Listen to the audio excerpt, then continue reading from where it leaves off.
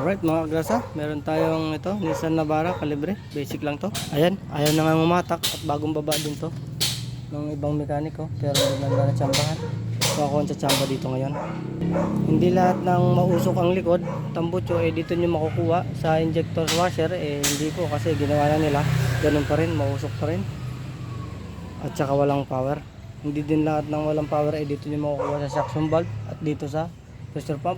Hindi rin po doon or sa turbo, dahil na-check namin, goods din ang turbo, goods din yan. Engine po talaga may problema niya, kaya blow by siya. Bukod doon, mausok ang likod. So yun yung mga parts natin na tinanggal, basic lang talaga mga grasa. Yan.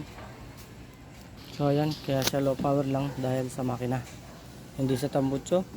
Sa pressure pump hindi din, sa relief valve hindi din, dito sa ating suction valve hindi rin. Engine po talaga dahil na-check na po namin. So yan, basic lang.